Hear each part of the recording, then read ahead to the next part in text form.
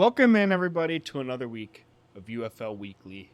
We are 2 weeks technically away from playoff action. I say technically because we kind of get a playoff preview this week, but we'll talk about that later.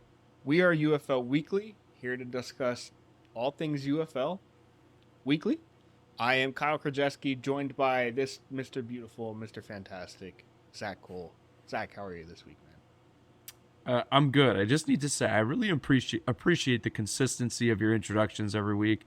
I think you're the one person that on a regular basis calls me beautiful and fantastic. So I need to say thank you for that. But outside of that, I'm doing well. I'm excited. I feel like I say it every week, but fired up to talk more UFL football. Always fired up, and I'm always here to call you beautiful and fantastic when Well, nobody thank else you. is.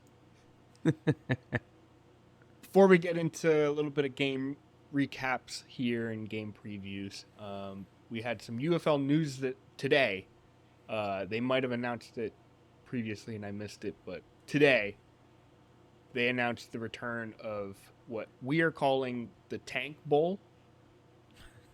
However, this is a rule similar to the USFL that they ran into year one a few years ago, um, where we kind of run into a spectacular situation here in the final week of the regular season where the bottom two teams are facing off against each other. And what that means is we've got two 1-8 teams facing off week 10, the Memphis Showboats and the Houston Roughnecks. And whoever wins this game will have the first overall pick in the UFL draft this offseason and at each round afterwards. So it's not like, oh, you get the first pick and then we're going based on record. Whoever wins this gets first pick overall in round one, round two, and I think it's four, but I could be. I don't know. I don't think they announced details on the draft, hmm but they get hmm first pick in each round. So it's not first or the worst record in the UFL because we've run into this final game of the year between the two worst records of the league. We get an incredible uh, tank bowl situation where the winner they're playing for this first overall pick, and I think loser still gets second.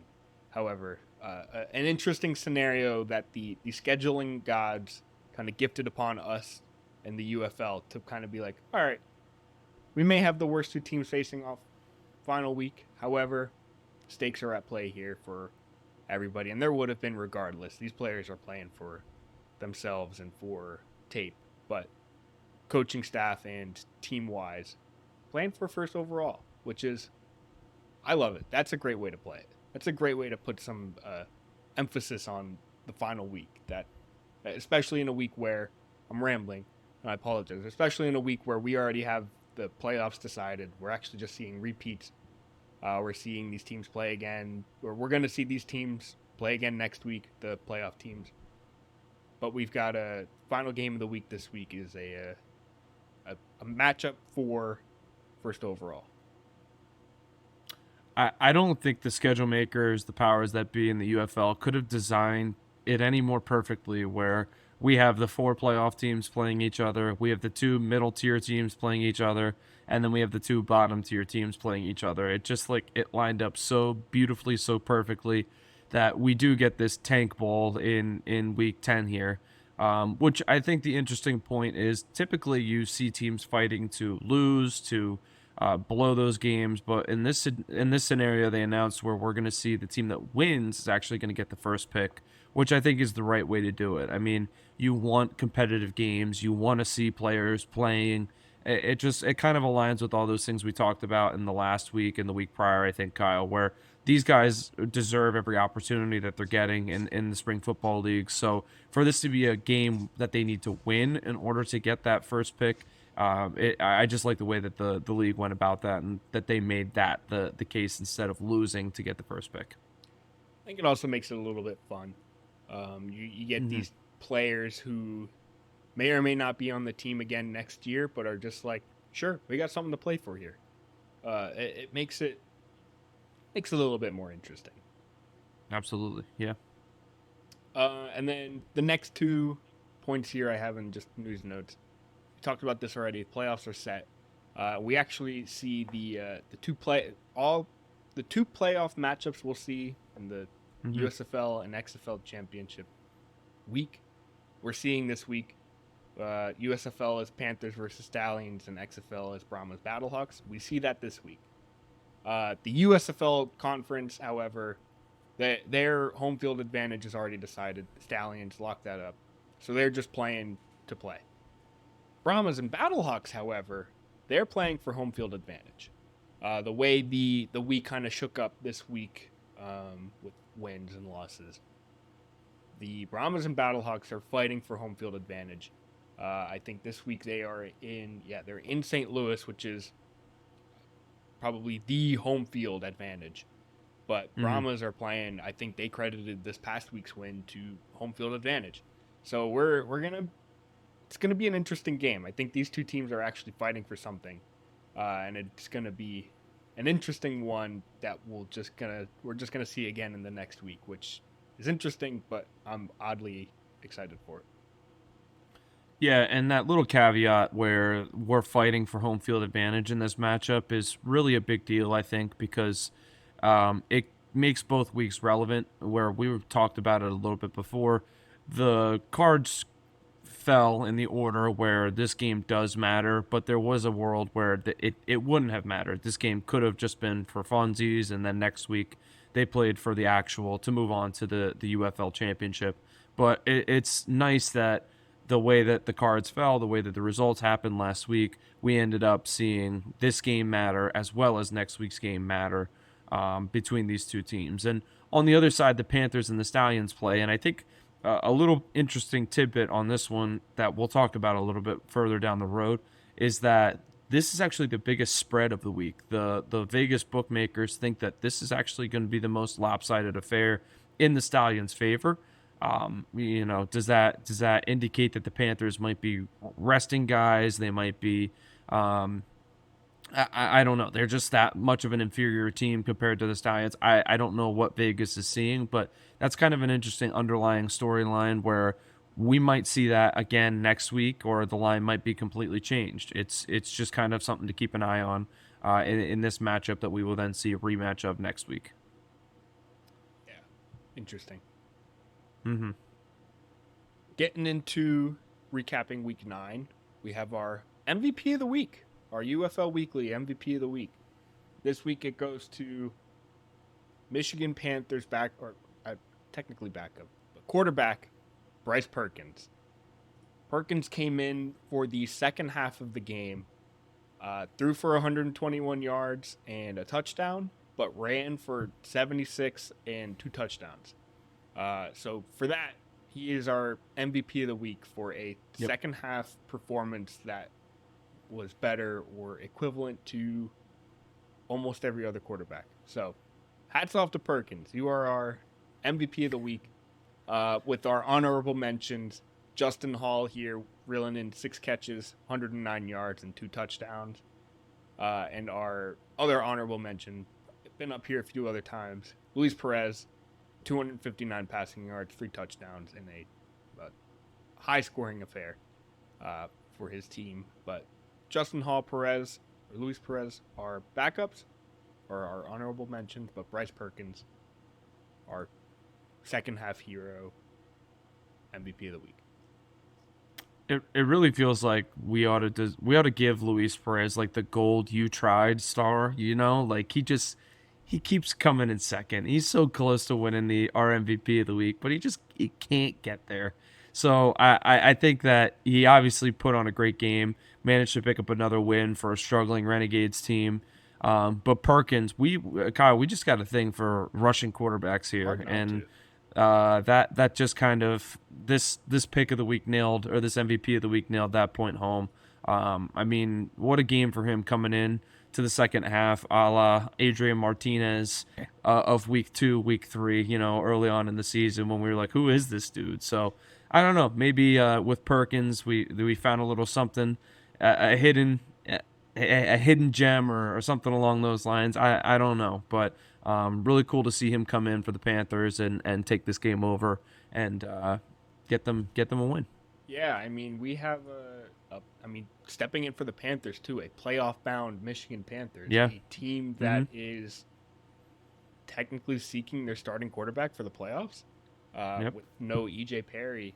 I mean, they're looking for their starting guy, and they may have found him, but I Mm-hmm. think they're still figuring that out.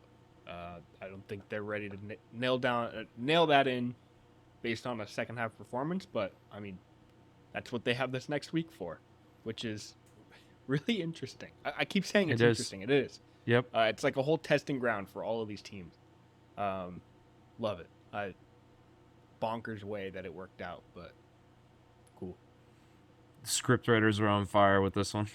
They sure were. If only it came down to this week, it'd be a little interesting, but Yeah. it's still cool. Uh, Getting into the game recaps. First game of the week, we saw the St. Louis Battlehawks just not be able to handle business against the Arlington Renegades. Uh, Renegades won 36-22. Again, we talked about Luis Perez. Perez had one of those games that he has once a month where it's just lights out dominant. Still threw, again, 259, 3 passing touchdowns. Kind of led the way for this Arlington's win number 2 on the year. Kind of like locked in the 1-8 matchup between the Roughnecks and the Showboats for the Loser Bowl, pretty much. But Renegades came away with win number 2 on the year. It's just one of those Luis Perez figured things out, where I keep seeing that this Renegades offense is like so below like the radar great. They've just been like wheeling and dealing all year, and then like just these 2 weeks they've been like, oh yeah, wait, we figured this out, we know how to win, and then it doesn't work out the other weeks. And notably the Battlehawks without AJ McCarron. I think I saw that he's looking good for week 10, but they may rest him because they can. Really comes down to how hard they want that home field advantage, or how much Mm-hmm. faith they have in Manny Wilkins, who unfortunately threw 3 interceptions this week. But looking good for the Renegades moving forward for the final week. They know how to score points when they need to, but Battlehawks hoping to figure some things out moving forward. Yeah, if there was a redraft every year for XFL/UFL players, I think Luis Perez might be like the 101. I mean, he really knows how to turn it on in the second half of the season, and kind of like you alluded to, Kyle, if this team could have just figured it out like 2-3 weeks earlier, and maybe they ended up with maybe just 4 wins. Like, it didn't need to be a lot, but just enough to kind of sprinkle a little bit of doubt in everyone's minds, and then maybe that was stealing a win from the Battlehawks or stealing a win from even the Brahmas in what does this look like? Week they played them 2 weeks ago in week 7. That is, this could be a completely different conversation that we're having. So, in short, just to kind of go back, Luis Perez is clearly a very good quarterback, and you hit the nail on the head. This is a team that's flying under the radar. Their offense is very good. They just can't really seem to close out those close games, which is not something you'd expect from a team that's a former champion. Typically those former champions have that X factor of what it takes to finish off games, but with the expansion draft, the free agent pool, everything, this could be a team that isn't exactly the same as it was a year ago, and they have a lot of young guys. They have guys that are trying to figure it out. So I think moving forward, hopefully we see the UFL again in 2025. I think it's a safe bet, but I think this Renegades team is going to be a completely different look the next time around, and I think are going to be one of the playoff contenders that we'll be talking about this time next year. Yeah, the Renegades are one of those teams that could flip flop every year between bottom Mm-hmm. of the pack to league winner kind of thing. Yep. Also, want to shout out Manny Wilkins, 2 rushing touchdowns. I mentioned his passing stats, but ran for 2 touchdowns as well.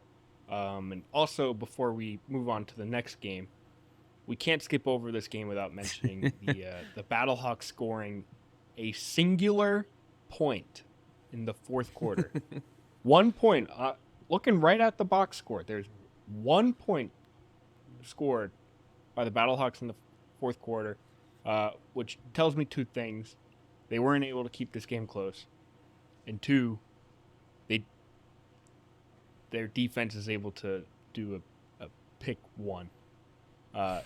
For those who don't know, they scored the 1 point on an extra point extra point attempt, intercepted it and ran it back 99 yards. Just picked it off at the goal line, ran it back. It's funny watching like the highlight of it, and the guy very clearly is just, like, he gets like 10 yards out from the other end, like, to score, and he's just like, I can do this, right? Like, he's making sure he's just like, this is happening. And then I think he saw like 2 Renegades players charging after him. He's like, oh yeah, wait, I can do this. That was definitely one of like the oddities of football that'll be in all those YouTube compilations that you see for years and years to come. It was just weird. A singular point in the box score is weird. It's gonna show up right next to the he knew the rules highlight reel. Yeah, right. YouTube yeah. video that shows up everywhere. Tavon Austin highlights. Then Yep. You've got wackiest things to happen in pro football. Legendary YouTube videos. Speaking of legendary, that is what the Stallions could have been with an undefeated season, but that came to an end this week. In our second game of the week, the Brahmas, this sneaky playoff team here, knocked off the Birmingham Stallions 18-9. That was actually, believe it or not, the end of a 15-game win streak dating back to USFL days for the Stallions. The Brahmas, judging by the box score, 18-9, they scratched and clawed their way to this win. Shout out punter. We always shout out kickers. Shout out punter Brad kickers. Wing. Had a 64-yard punt, which Wade Phillips shouted him out on that, saying that was what sealed the deal. I mean, anytime you punt the ball 64 yards, that's a complete change of field position. So that was huge. They did their due diligence in shutting down Adrian Martinez. Again, Wade Phillips, a defensive guy. Clearly, he did his homework on Martinez and was able to slow him down in this game and hold them to only 9 points. Not to take away from the win at all. We don't know what Birmingham might have dialed back or anything like that behind the scenes, but still, I mean, kudos to the Brahmas for putting together a game plan and for executing it and for coming out with an 18-9 grueling victory in this one. Yeah, we saw the legendary John Shea Kirkland with another classic AJ Smith drawn up touchdown pass from the wide receiver. I always love seeing those. AJ Smith, please dial that up twice a game. I need more of that, especially coming from John Shea. Love that man. We unfortunately saw Cody Latimer go down with a concussion. I think I saw a note that he's out for the season. So. Oh, wow. Rest up, Latimer. I think I have that right. Mm-hmm. It's Latimer. Yeah, he was down, and then they scored the touchdown. But yeah, Wade Phillips is a talker in his post-game press conference. Really credited the home crowd, and I think that's going to go a long way for them wanting to fight for this final game, for that home field advantage in the playoffs. Yeah, we saw Chase Garbers come back. Happy to see that. Big time. He had, we talk about this every time we mention the guy. He had a hot start to the season, got hurt, came back, and then now I think they were going to ease him back in, but kind of were forced to start him this week or play him a little bit this week with Dormady going down. But Garber stepped in, played just fine. And then we mentioned last week, Jay Sternberger. I think, head coach said that Sternberger is going to be the guy out there every game. He's just like, I can't take him off the field. And sure enough, he led the team in receiving. 110 receiving yards on 7 catches and a touchdown. Beautiful. We love a good tight end tight end overachiever in this league. So shout out Jay Sternberger. That's a hell of a stat line for a tight end. Yeah, for real. Sternberger is a spring football staple nowadays. He has been the past few years, but the, he's just he's loving it, and I'm loving seeing him loving it. All right, third game this week, we saw the Michigan Panthers just squeak past the Houston Roughnecks in a 26-22 victory. The Panthers went into the fourth quarter kind of hoping for a lot, and they got a lot. They went into the fourth quarter down. I can't do math this quick. 12-22. Down 10 going into the fourth, and they were able to score 14 after allowing the Roughnecks to score 19 in the third. I'm just throwing numbers at you all right now. But this is, again, kind of where Bryce Perkins kind of came in, played some hot flash football here in the second half. Kind of played in the second half and kind of mentioned afterwards that this was kind of a trial run for which QB to run with in the playoffs. I think we're kind of getting a sneak preview as to who that might be, getting some answers here. And I think we're going to see a lot more solutions or answers to our questions as to who will be starting in the playoffs this coming week as we get our playoff preview there. It was very nice to see Michigan kind of squeak this one out. I do think that they are an above average team, obviously locked into the playoffs here. In my mind, I've kind of been keeping like this mental power rank of the four playoff teams, just for future reference. And I think this solidified Michigan as number 2 in my mind. I think that the 2 USFL teams are my 2 favorites in the playoffs, and then followed by the 2 XFL teams. That's just where my mind is, and I don't know. Squeaking this one out, 26-22 against a not great Roughnecks team, admittedly. It's still just a good win for these guys. So.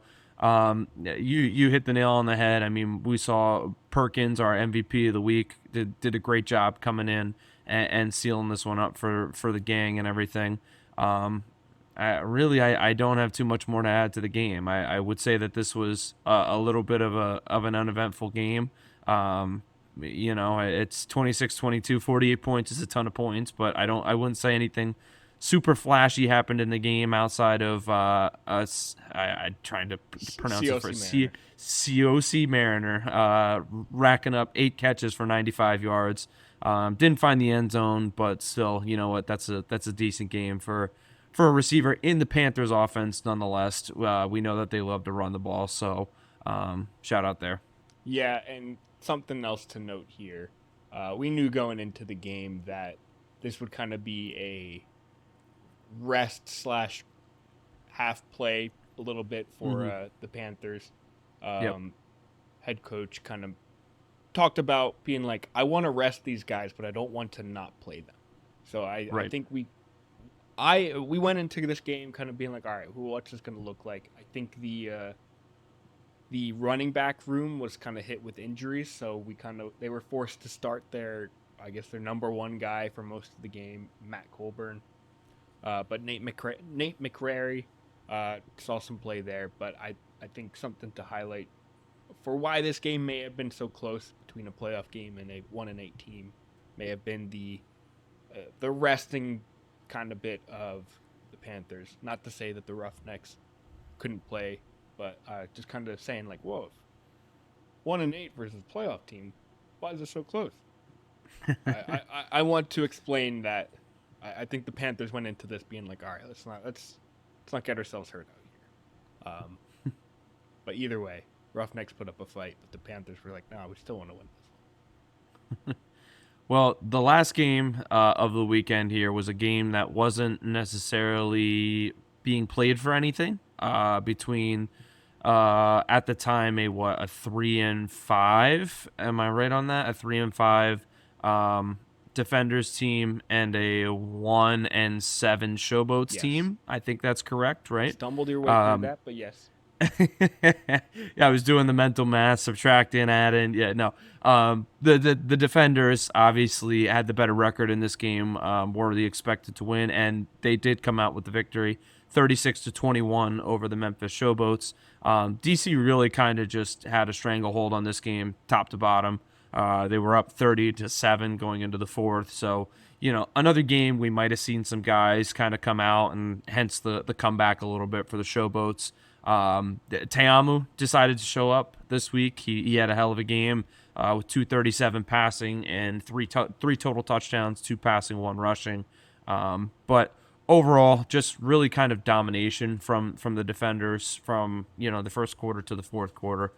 Where obviously they did let the Showboats back in a little bit, almost just to kind of make it a little bit more of a respectable score, if nothing else. So, kind of to be expected, I would say, getting a victory from the 3-5 team, moving to 4-5 now in the season, and the Showboats still with that one lonely win. Yeah, this Showboats defense is. I Bad. have it here that they continue to be MIA. Um, they have a hard time stopping anything and everything. Yeah. They just continue to allow the big plays to take place, and it's hurting them, as we can tell by their record and their continued losses. Um, Yeah. I I have a hard time not picturing Justin Hall score 2 70-yard touchdowns on the Showboats this coming week, but that's for it's for next week. Um, yeah, this Showboats team, they're doing all right, but the defenders took advantage of that. Kind of went it. Yeah, mentioned going into the fourth, just up 30-7, being like, all right, yeah, no, we got this. Man, what a game! Kyle, just to put some context to the defense being MIA, I just want to read you the last few weeks. They gave up 36 to DC this week. They gave up 24 to Michigan. That's a little more respectable. 47 to Arlington, 39 to the Stallions, 35 to Michigan, 32 to the Battlehawks, 33 to the Stallion. Like, just they've been on, I would say, a 7-week run here where they are just getting obliterated on the defensive side of the ball, which does not bode well to winning games. So it stinks. They're clearly not a very good team this year. But you know what? You gotta build from somewhere. So clearly they know what the issue is. Let's hope they attack it and pinpoint it this offseason, and let's get it fixed. Yeah, let's see a lot more Vinny Papal and Darius Victor. Yeah, And right? Yeah. throw to Datewood Davis more. Missed him this week, but I guess DC was able Haywood's to the just man. shut him down. Haywood's the man. All right, that was week 9. Let's look into week 10. We are going to do our weekly picks. Basically, just running through the DraftKings Sportsbook lines. This is not betting advice. These are not our betting picks or telling you to make these bets. This is us just saying all right, what's Vegas got this at? What do we think is going to actually happen? Zach and I just make our game picks, kind of give our feedback as to how we each personally see these games going.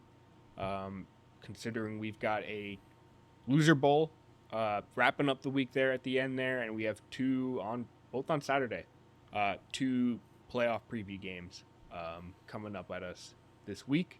So, without further ado, let's get to it. Week 10, kicking us off Saturday at 2 p.m. Eastern.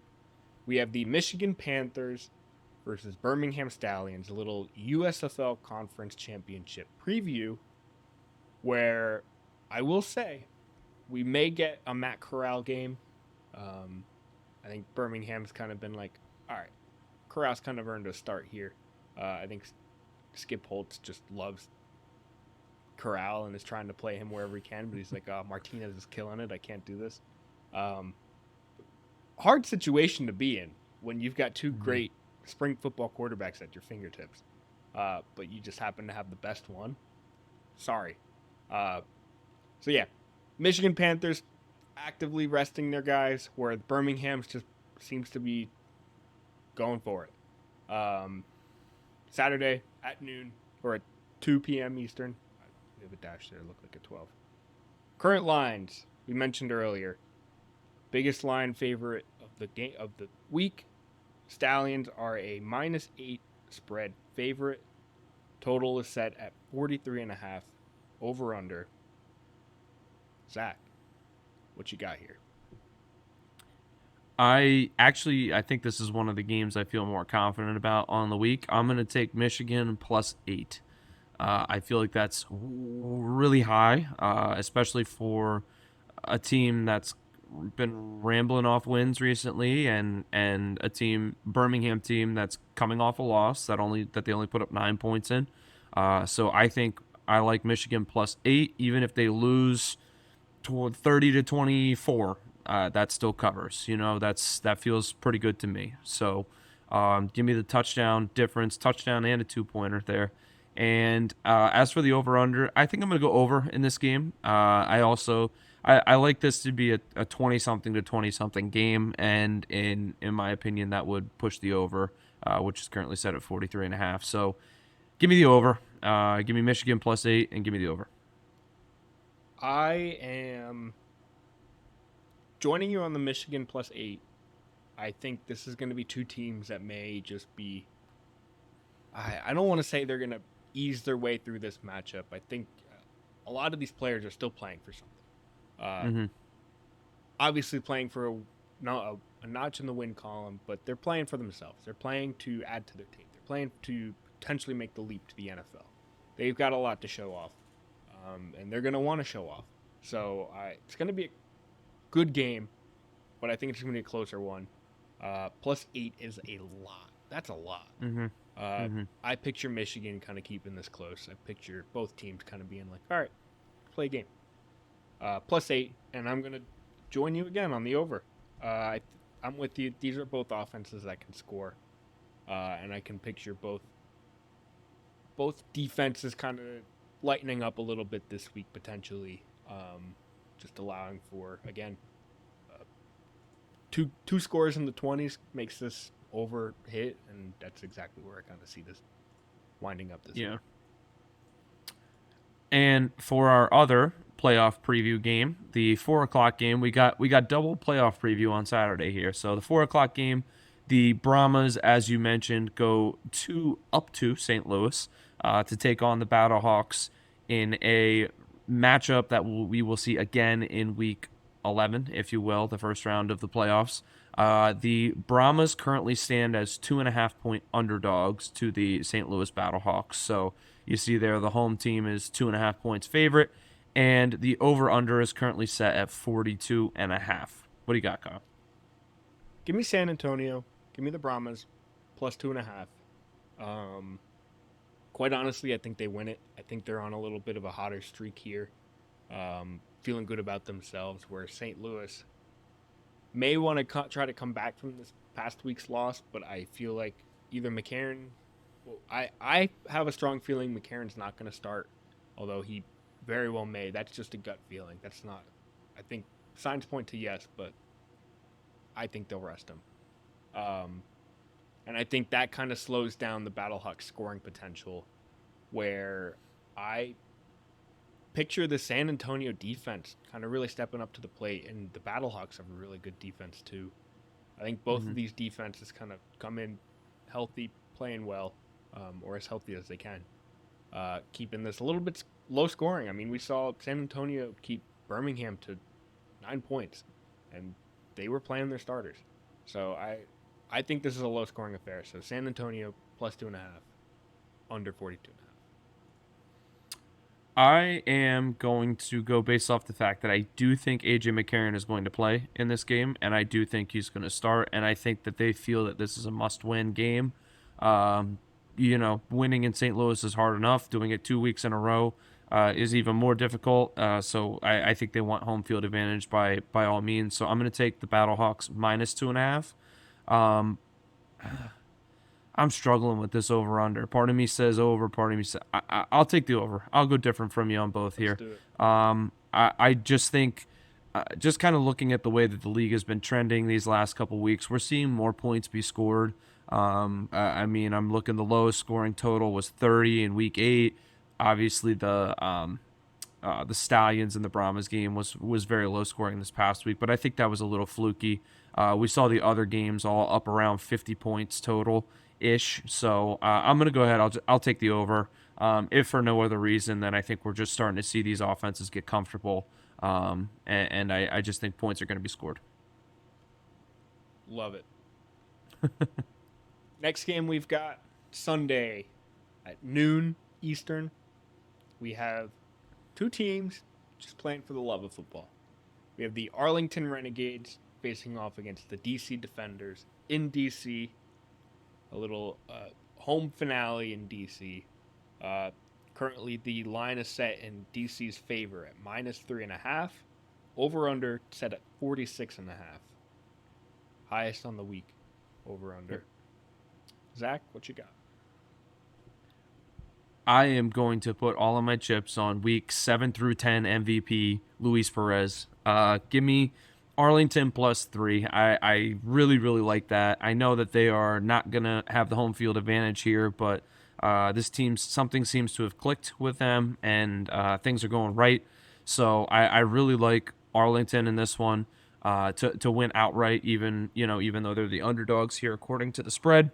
And as for the over/under, it is set as the highest of the week, which does concern me a little bit. 46.5. That's a pretty good margin. So I think I'm going to go ahead and hedge and take the under on this one. I don't know. Something's telling me that one of these, it could end up being Arlington. One of these two offenses just isn't going to show up, and we might see a little bit of a lower scoring affair on one side or the other, which is just why that 46 margins or that 46 mark scares me. So I'm going to go ahead and say under on that one, under 46.5. But I love the Arlington Renegades to win outright. Oh, this is a tough one. This is a tough one.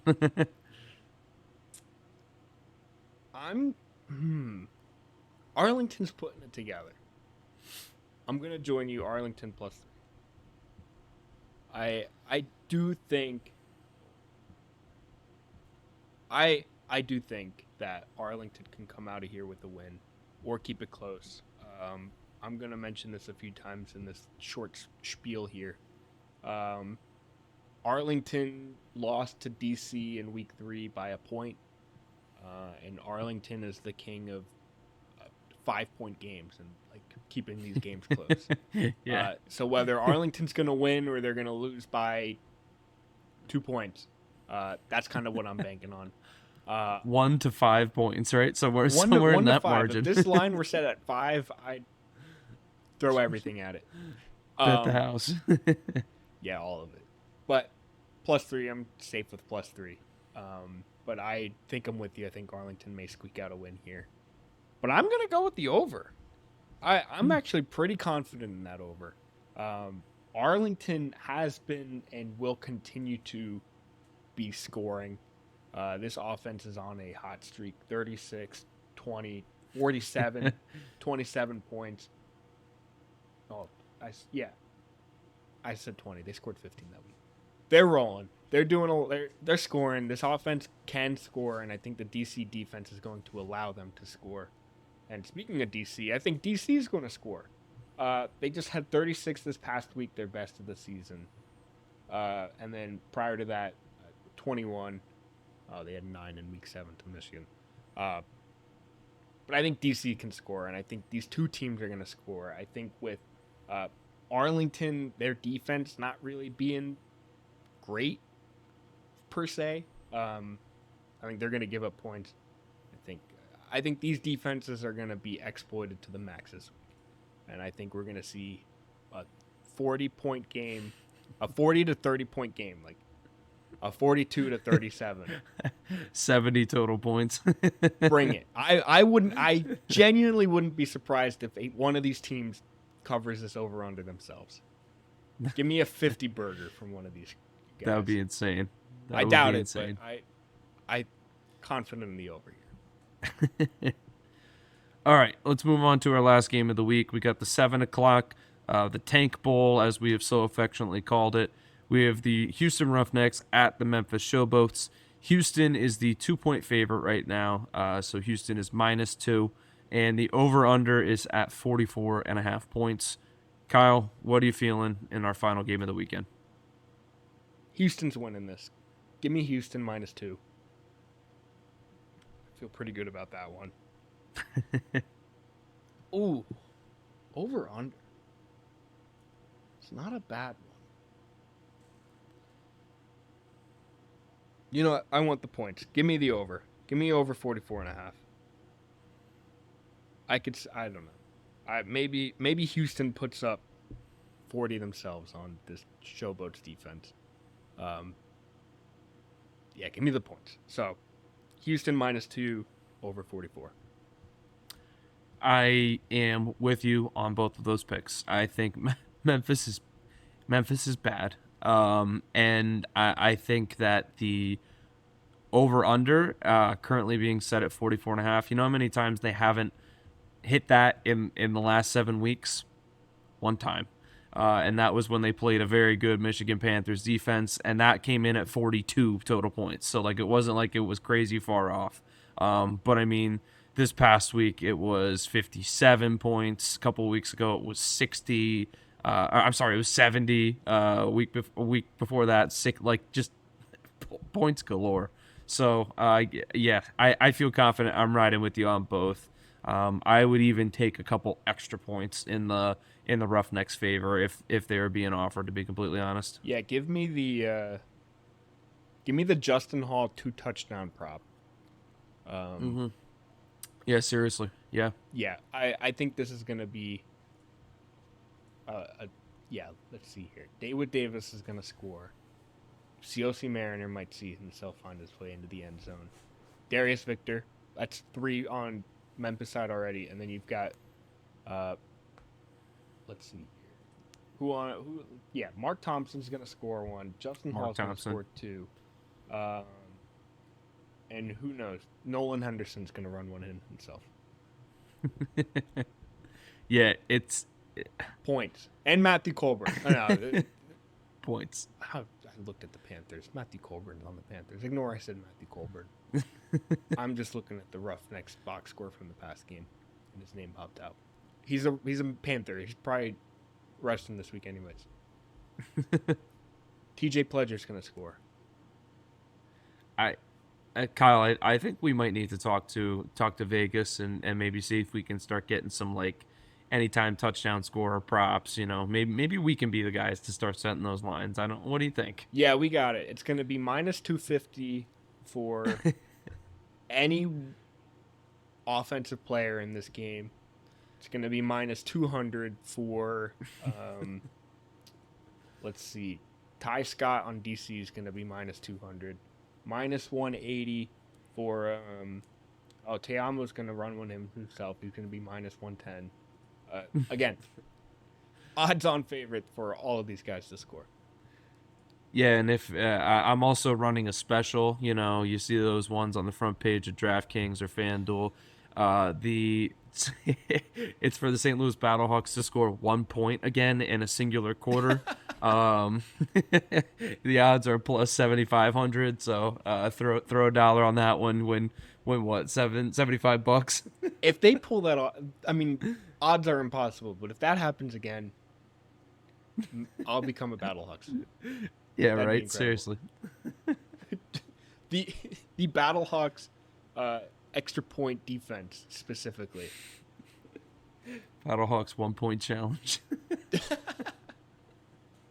Wow, what a time! I can't believe they scored 1 in a quarter. Like it'd be easy to be hidden in a box score if they had like scored a touchdown, because then it'd be like 9. But just that singular one sitting in the fourth quarter. In the fourth quarter, 15 points in the second, 6 in the third, and then 1 in the fourth. Wow. Bonkers. I love it. That's good stuff. Give me more of that. That's good stuff. Although I kind of wish, I don't even know if I should check. I have it right here. All right. I'm gonna stop. What were they going for?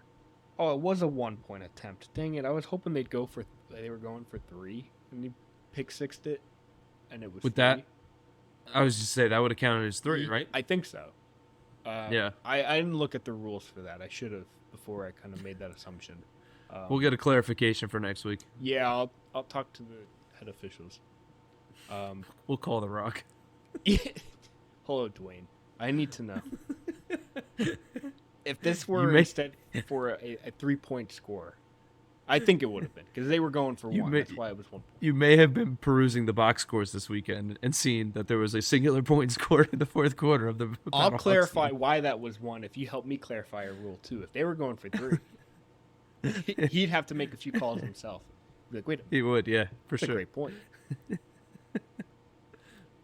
All right, we're getting too far into this 1 point. I just feel like that's just incredible. You don't see that. It is. You won't see that. It absolutely is. Actually, I don't think you'll see that because I think if it happens in the NFL, I think it's a 2-point. I believe so. Yes. Yeah. One of a kind. One of a kind. Literally. Wow. Well, yeah. All right. Let's wrap this up. I could express my excitement about a singular point in a Battlehawks game for hours. Before I do, let's wrap this up. For you at home, or in your car, or at work, thank you for tuning in. Whether you're listening to us or watching us, we appreciate you. Thanks for joining us this week in the season. Next week we will have a playoff preview, and who knows? Maybe we'll crown our UFL MVP next week. Maybe we'll push that back for the week after. Maybe we'll do a championship and MVP chat. We'll figure it out. But for now, we are UFL Weekly, and that was Week 8 recap. No, not Week 8. I'm looking at Week 8. It was a Week 9 recap, Week 10 preview. Thank you for tuning in. See you next week. See ya.